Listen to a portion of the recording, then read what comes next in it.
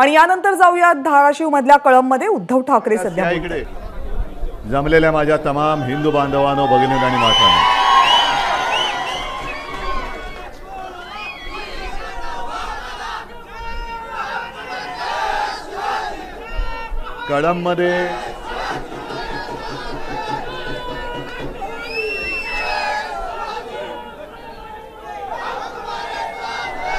कळंबमध्ये मी भाषण करण्याची गरज आहे काय?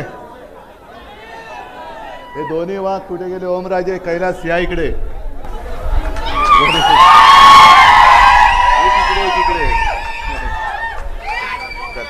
हे दोन वाघ आहेत माझे.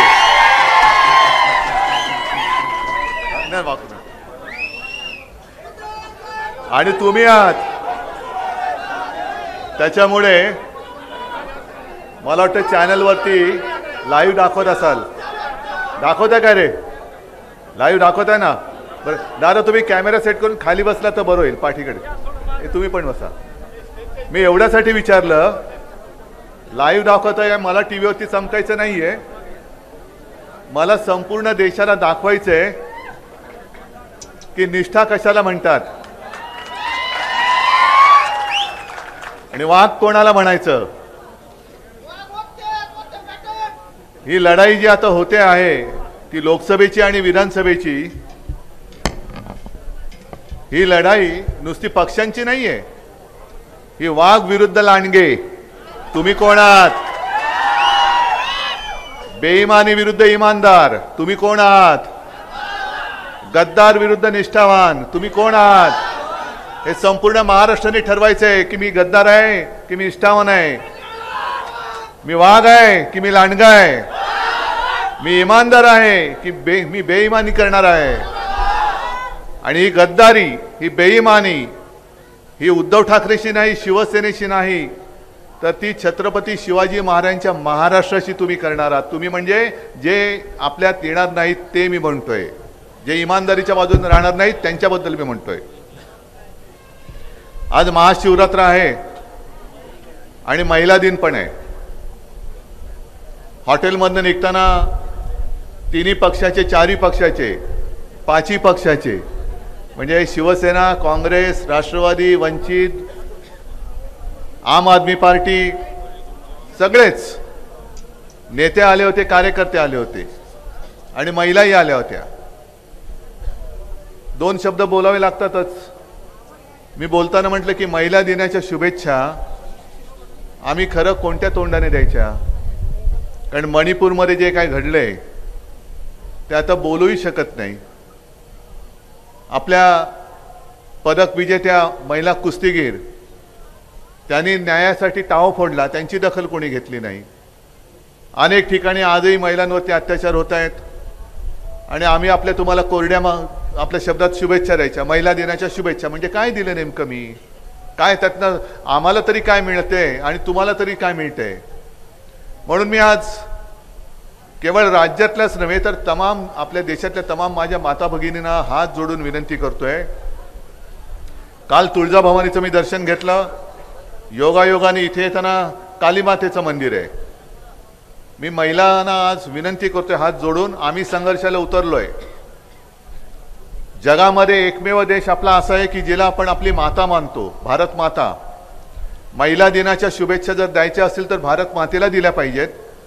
आणि त्या शुभेच्छा देताना आपण सगळ्यांनी आणि विशेष करून महिला माता भगिनींनी, आता तुम्ही नुसत्या शुभेच्छा घेऊ नका. तुम्ही आता महिषासूर मर्दिनीचं रूप धारण करा, तुम्ही काली मातेचं रूप धारण करा.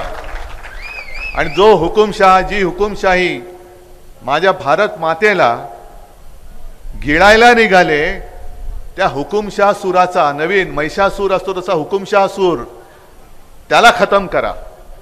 तर आणि तरच महिला दिनाच्या काहीतरी शुभेच्छा आपण एकमेकाला, म्हणजे आम्ही भाऊ म्हणून तुम्हाला आणि तुम्ही माता भगिनी म्हणून आम्हाला आशीर्वाद तुम्ही देऊ शकाल. नाहीतर काय उपयोग आहे त्याचा? जसं ओमराजे तुम्ही बोलत होतात, कैलास तुम्ही बोलत होतात, आणि कैलास तुम्ही तुमची आता मस्करी नाही करत, पण अध्यक्ष महोदय ही बोलायची सवय सोडू नका, कारण उद्या पण तुम्हाला ते बोलायचंच आहे, वर्षानुवर्ष बोलायचं आहे. आणि ओमराजे तुम्ही सुद्धा उद्या तर आपलंच सरकार दिल्लीमध्ये येत आहे, येणारच, आणणारच, आणावंच लागेल.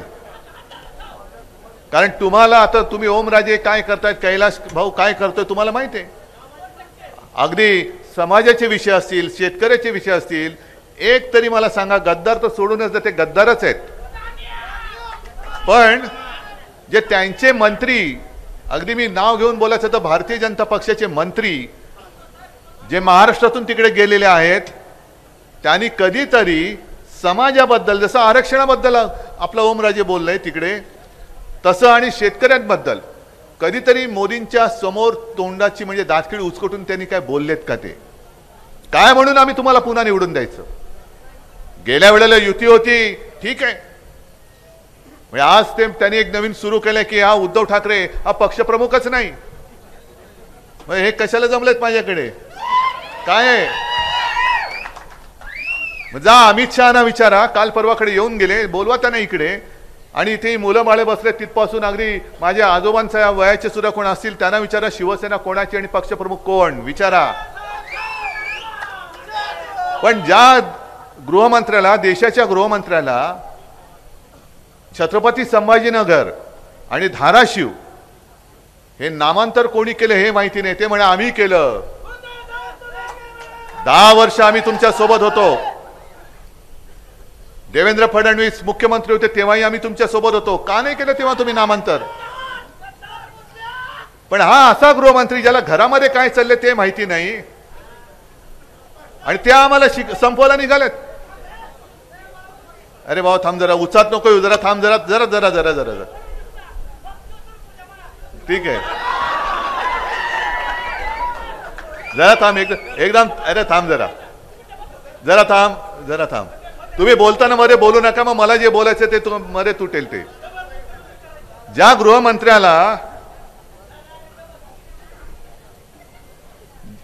गृहमंत्र्याला हे नामांतर कोणी केलं माहिती नाही, स्वतः झालं शांत. अरे परत आता मी येऊन बसू काय तिकडे? जरा थांब, आता गडबड करू नको, गडबड करू नको. ज्याला नामांतर कोणी केलं माहिती नाही, ज्याला शिवसेनेचा पक्षप्रमुख कोण माहिती नाही, मग आता त्या अमित शहाना विचारा, 19 साली तुम्ही मातोश्रीमध्ये आला होतात मला भेटायला, ते कोणाला भेटायला आला होतात? काय म्हणून भेटायला आला होतात? का सत्यनारायणाच्या पूजा प्रसादाला आला होतात? प्रसादाला आलाच होतात, कारण माझी आणि माझ्या शिवसेनेची मतं तुम्हाला पाहिजे होती.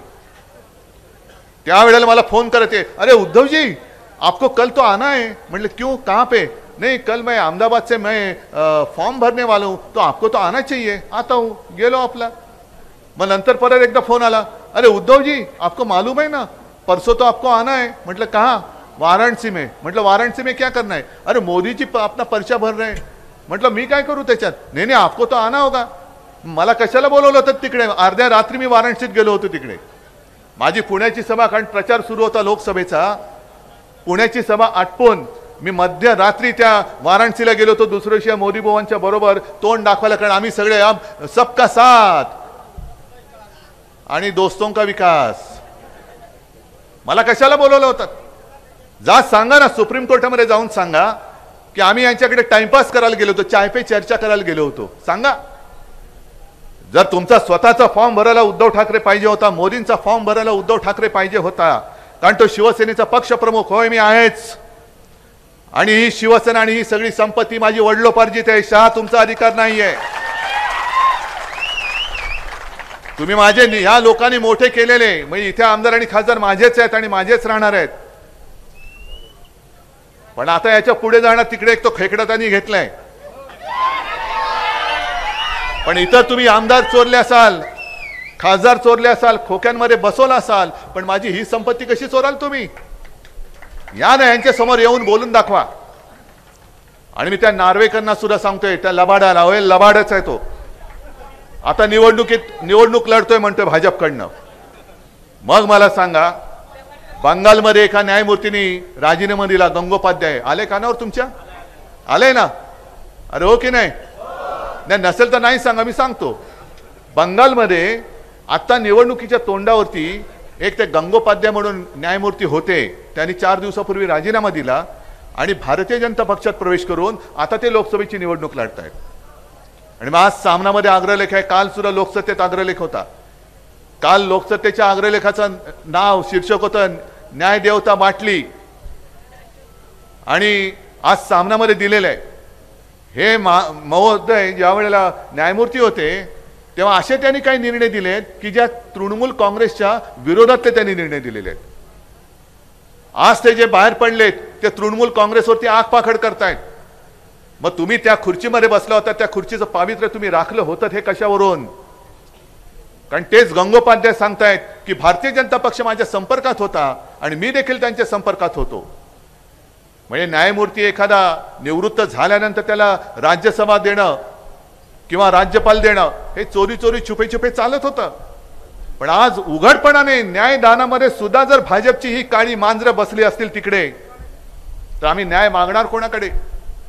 आणि तसंच हे जे नार्वेकर, आज मी त्यांना आरोपच करतोय की तुम्हाला लोकसभेची उमेदवारी देण्याची लालूच दाखवून तुम्ही माझ्या शिवसेनेच्या विरोधात तुम्हाला निर्णय द्यायला लावला, हा माझा आरोप आहे.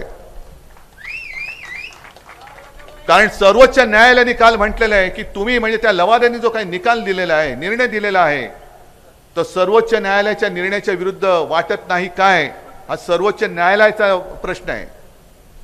पण हे एवढे निर्लज्ज आहेत. भाजप काय, मिंधे काय, दुसरे ते गेलेले 70,000 कोटी वालेले या ठिकाणी आणि त्या ठिकाणी हे गेले तिकडे. पण निर्लज्जम सरासुकी. आता ओमराजे तुम्ही जे सांगितलं की जेव्हा माझ्या लक्षात आलं की ही सगळी माणसं आपली जी होती ज्यांना खरोखर आहे, काही जणांना मी माझ्या लहानपणापासून बघत आलेलो आहे, काही जणांना त्यांच्या लहानपणापासून बघत आलेलो आहे. शिवसेना प्रमुखांनी त्यांना भरभरून दिलं, आम्ही त्यांना भरभरून दिलं, घरातली कुटुंबियांसारखे त्यांच्याशी मी वागलो. अगदी आदित्य काय, तेजस काय, त्यांना सुद्धा काका काका म्हणून बोलत होते. आम्हाला एक तो धक्का होता की अरे आपला घरातला माणूस एवढा उलटा फिरू शकतो, एवढा उलटा फिरतो, आणखीन मी काय देऊ? एक गोष्ट खरी आहे की माझ्या मनात कधी मुख्यमंत्री पद नव्हतंच, पण परिस्थिती अशी निर्माण झाली की भारतीय जनता पक्षाने आपल्याला दगा दिला, पाठीत वार केला. आणि होय केलाच. मी काल तुळजाभवानीची शपथ घेऊन सांगितलेलं आहे की मी तुळजाभवानीची शपथ घेऊन सांगतो, अमित शहानी हिंदू हृदय सम्राट बाळासाहेबांच्या खोलीत जिथे आम्ही त्याला मंदिर मानतो त्या खोलीमध्ये मला हा शब्द दिला होता आणि त्याच्यानंतर त्यांनी तो शब्द नाकारलेला आहे. आणि त्यांनी दगा दिल्यानंतर, कारण मी बाळासाहेबांना वचन दिलं होतं, मी प्रत्येक वेळेला सांगतो की हिंदू हृदय सम्राट शिवसेना प्रमुख ही ओळख तर मला आहेच, जगाला त्यांची ओळख ती आहेच. पण पहिल्यांदा मी जेव्हा हिंदू हृदय सम्राटांना पाहिलं तेव्हा हिंदू हृदय सम्राट म्हणून नाही पाहिलं, माझे वडील म्हणून त्यांना मी पाहिलेलं आहे. आणि एक माझं पुत्र कर्तव्य म्हणून मी त्यांना सांगितलं होतं त्या शेवटच्या काळामध्ये. कारण मी पुत्र म्हणून जबाबदारी घेतली हे मला सांगायचं होतं. मी त्यांच्या हातात हात घेऊन सांगितलं होतं की तुम्ही काळजी करू नका, एक ना एक दिवस आपल्या शिवसेनेचा मी मुख्यमंत्री करून दाखवेन. मी मुख्यमंत्री होईन माझं वचन नव्हतं, त्याच्यामुळे माझं वचन अजूनही अपूर्णच आहे. मला शिवसेनेचा मुख्यमंत्री पुन्हा करायचाच आहे, कारण माझं वचन मी बाळासाहेबांनी दिलेलं आहे. आणि ते वचन मला असं वाटलं होतं की तेव्हा भाजप पूर्ण करेल, त्यांनी तर नालायकपणा केला. आता हे वचन पूर्ण करण्याची जबाबदारी मी तुमच्यावरती सोपवतोय. आणि हे कसे वागतात हे तुम्हाला कल्पना आहे. अगदी आता त्यांच्या समोर गेलेले आहेत बच्चू कडूपासून सगळे हे सांगतायत भाजप जो आहे तो वापरा आणि फेकून द्या, गरज असेल तेव्हा वापरायचं, गरज होती तेव्हा मातोश्री, आणि निवडून आल्यानंतर अदानी, ही यांची वृत्ती आहे. आणि वापरून फेकून देताना नुसतं फेकून नाही देत, तर ज्या शिवसेना प्रमुखांनी तेव्हा मोदींना वाचवलं, होय मी सांगतोय वाचवलं, कारण शिवसेना प्रमुखांनी मोदींची बाजू घेतली नसती तर अटल बिहारी वाजपेयींनी मोदींना केराच्या टोपलीत टाकलं असतं. हे सत्य मोदीजी तुम्ही विसरला असाल, पण मी आणि ही जनता नाही विसरलेली. म्हणजे हे ज्यांनी संकट काळात ज्यांनी मदत केली त्यांना संपवायला निघाले. बरं काल सुद्धा मी बोललो होतो, अजूनही त्याच्यावरती त्यांच्याकडनं उत्तर नाही आलं. मोदीजींचं नाव जाहीर झालं, अमित शहाचं नाव जाहीर झालं उमेदवारीसाठी, बेहिशोबी संपत्ती गोळा केली म्हणून आरोप झालेल्या कृपाशंकरचं नाव झालं जाहीर, पण गडकरींचं नाव नाही जाहीर झालेलं. पंकजाताई मुंडेचं काय करणारे मला माहिती नाहीये, पण गोपीनाथ मुंडे होय, गोपीनाथ मुंडे आणि प्रमोद महाजन हे सुद्धा आम्हाला ठाकरे कुटुंबियांसारखे होते, आमचे कुटुंबीय होते. म्हणजे मोदीजी तुमचं आणि अमित शहाचं नाव म्हणजे अशा नावाच्या कोण व्यक्ती या देशात आहेत आणि भाजपात आहेत हे सुद्धा आम्हाला माहीत नव्हतं. त्यावेळेपासून आम्ही प्रमोद महाजन आणि गोपीनाथजी मुंडे यांना ओळखतो आणि त्यांच्या कुटुंबियांचं आमचं नातं हे त्याही वेळेला होतं. आज सुद्धा मी ते मानतो. आणि म्हणून तुमच्या लक्षात असेल की 2014 साली आज जे बोंबलत आहेत की उद्धव ठाकरेंनी विश्वासघात केला म्हणून आम्ही त्यांना धडा शिकवला. अरे धडा तर तुम्हाला शिकवायचा अजून बाकी आहे, हे बसलेत माझ्यासमोर. पण 19 साली तुम्ही मोदींचे फोटो लावून निवडून आलात. 2014 साली आम्ही तुमच्याबरोबर युती केली होतीच. पण मोदी पंतप्रधान झाल्यानंतर विधानसभेमध्ये आम्ही तेव्हाही हिंदू होतो, आजही आहोत, उद्याही आहोत. हिंदुत्व म्हणजे असं काही धोतर नाहीये की पाहिजे तेव्हा नेसलं आणि नको तेव्हा सोडलं. पण 2014 साली भारतीय जनता पक्षाने युती तोडली होती. मग तेव्हा का म्हणून तुम्ही युती तोडली होती, कशासाठी तोडली होती? पण तरी देखील एक हिंदुत्व म्हणून आम्ही पुन्हा तुमच्या सोबत आलो. म्हणजे त्याच वेळेला हे आपल्याला संपवायला निघाले होते. आणि एका जबाबदार भारतीय जनता पक्षाच्या नेत्यांनी सांगितलेलं आहे, तेव्हा 2014ला जेव्हा आपली युती नव्हती ते घरी आले होते, आज सुद्धा ते आहेत. आणि त्यांनी मला सांगितलं की उद्धवजी आपने तो कमाल किया. म्हटलं मैंने क्या किया? तो नहीं, दिल्ली में ऐसे चर्चा हो रही थी हमारे बीच में की अब बाला साहब तो नहीं रहे. मग किती नालायक नीच लोक आहेत बघा. अरे ज्यांनी तुम्हाला वाचवलं, ज्यांच्या पक्षाने तुम्हाला, अगदी मी काल परवाकडे बोललो होतो, आम्ही तुम्हाला खांद्यावरती घेऊन महाराष्ट्र फिरवला. जर आम्ही तुम्हाला खांद्यावरती नसतं घेतलं आज तुम्हाला 4 खांदे सुद्धा नसते मिळाले.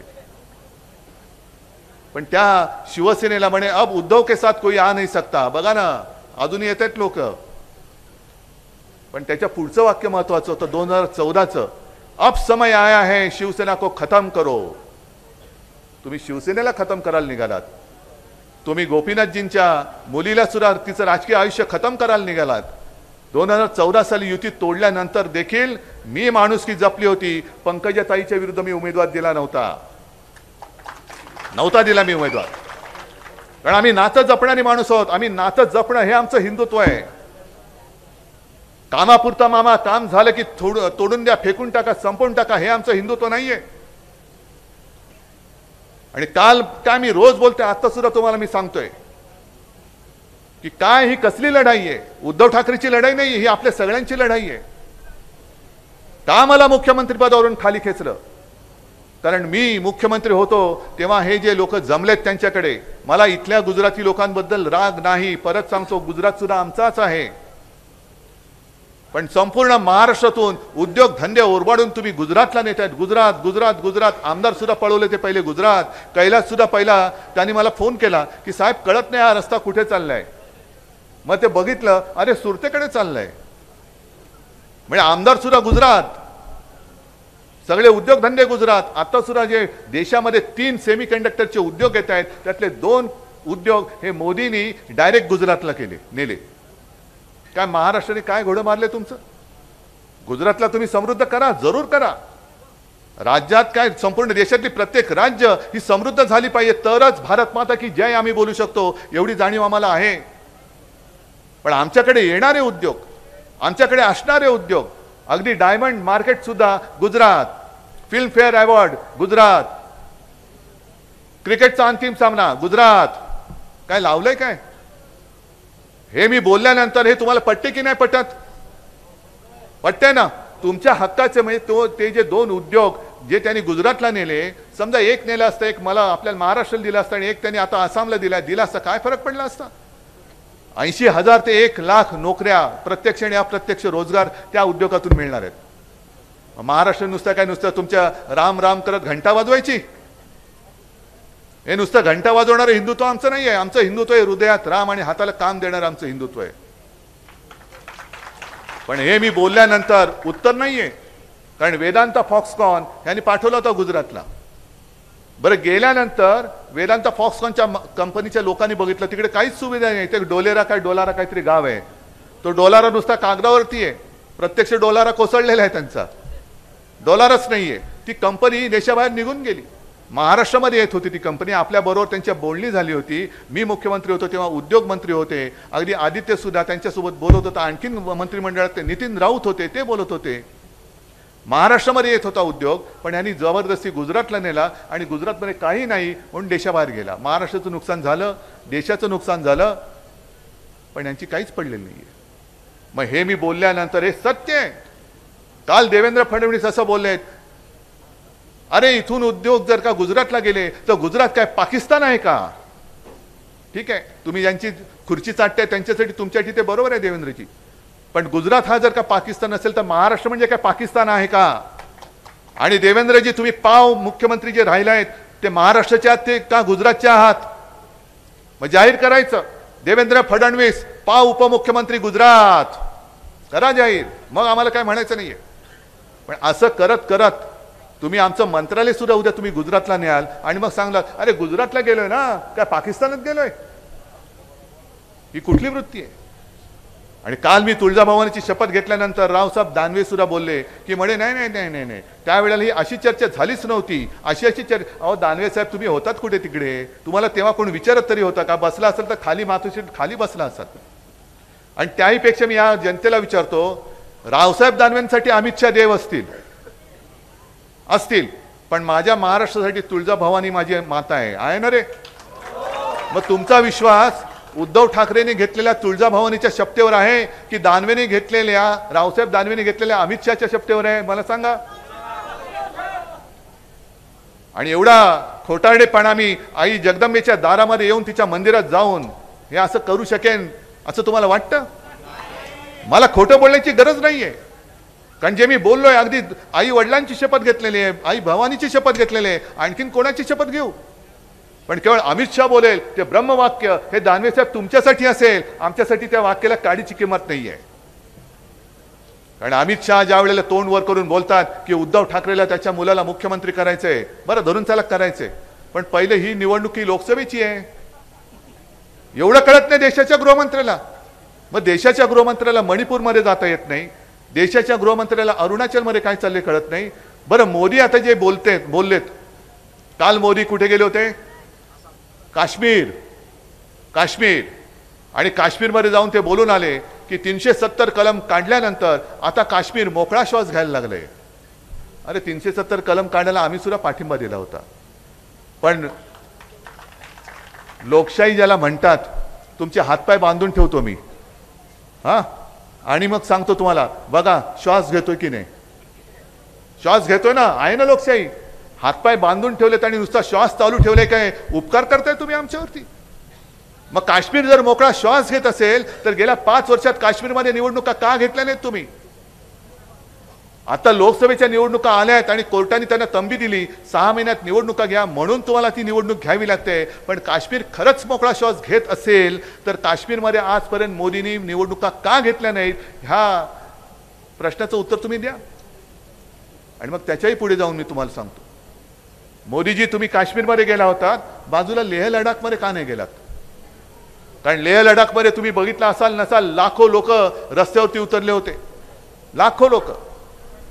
कारण मोदीजींनी त्यांना जी आश्वासनं दिली होती, मोदी गॅरंटी, 10 वर्ष झाली, गॅरंटीचा पत्ता नुसता टी आहे पण गॅरंटी नाहीये. चाय पे चर्चा आहे, तो टी आहे पण गॅरंटी नाहीये.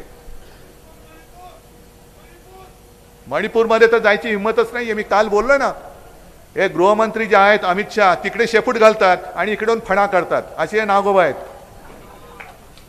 म्हणजे इकडे ईडी सीबीआय इन्कम टॅक्स सगळे जा ना, हिंमत असेल तर मणिपूरमध्ये ईडी इन्कम टॅक्स सीबीआय पाठवा, धडधकट परत येतात का बघा, तिकडेच खांडोळ्या करून टाकतील ती लोक.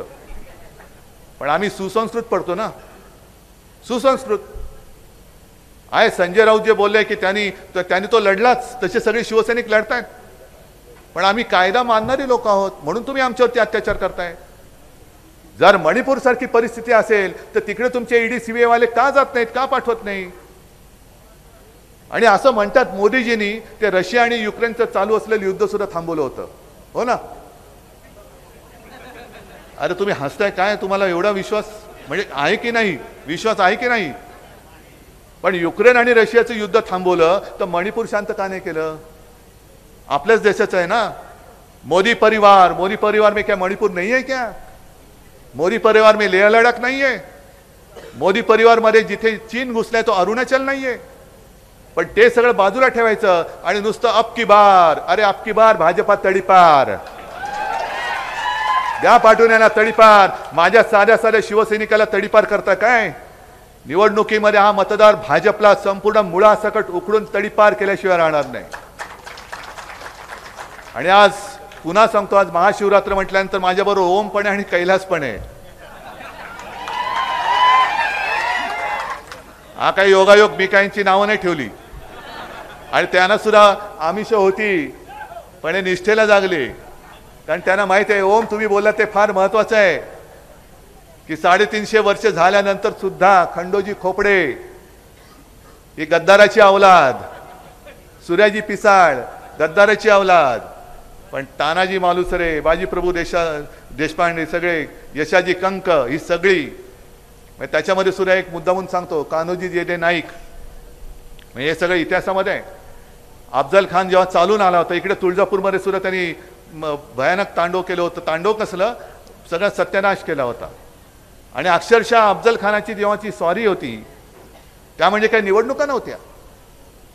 एक तर आमच्याकडे सामील व्हा, जसं आत्ता चालले तसं, नाहीतर तुम्हाला बेचिराग करू. बेचिराग म्हणजे घराची आबरू तर लुटणार, घरातले देव बाहेर आणून त्याचे तुकडे तुकडे केले जायचे आणि सगळ्या मारून टाकून घराला आग लावून टाकायची. त्याला म्हणायचे राख रांगोळी करून टाकायची, बेचिराग. आणि असं सगळं ते संकट येताना कान्होजी जेदे एक दिवस त्यांच्या 5 मुलांना घेऊन शिवाजी महाराजांकडे गेले आणि त्यांना सांगितलं की तो खान आलायसा. तर महाराज म्हणाले, महाराजांना माहिती होतं सगळं. महाराजांनी विचारलं काय? मग काय? नाही, खानाने पत्र पाठवले. ते पत्र काय? हेच जे आता भाजपवाले करतात ना, भाजपात या नाही तर जेलमध्ये जा. ही अफजल खानाचीच वृत्ती आहे. ही अफजल खानाचीच वृत्ती आहे. आम्हाला सामील व्हा, आमच्याकडे आलात तर तुम्हाला वतनदारी मिळेल, सुभेदारी मिळेल, अमुक होईल तमुक होईल, पण नाही आलात तर मुलांसकट मारले जाल. मग महाराजांनी त्यांना सांगितलं, विचारलं मग काय विचार आहे? तुमच्या मुलाबाळांच्या हितासाठी तुम्ही जा.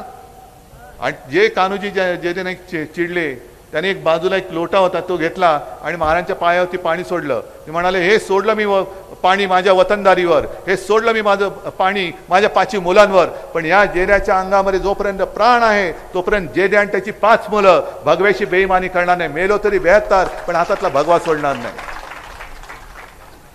त्या महाराष्ट्रामध्ये ही नीच नालायक गद्दारी अवलाद ही वळवळून द्यायची आपण? अरे महाराष्ट्राची ओळख काय असणार आहे? 300 वर्षानंतर, 350 वर्षानंतर छत्रपतींचा महाराष्ट्र, आणि ज्याचं वर्णन केले गेलेलं आहे, राखट देशा, कणखर देशा, दगडांच्या देशा, का तो गद्दारांच्या, नालायकांच्या, लाचाराच्या देशा करायचंय, ही ओळख ठरवणारी ही निवडणूक आहे.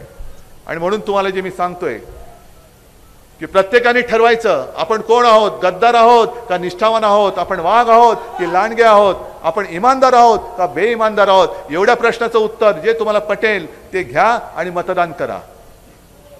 आणि मतदान करताना जसं मोदींनी सांगितलं होतं ना कर्नाटकात, काय सांगितलं होतं? बजरंग बली की जय बोलून मतदान करा. तसं मी तुम्हाला सांगतोय, आजच सांगतोय, काय निवडणूक आयोगाला करायचं तर करू द्या.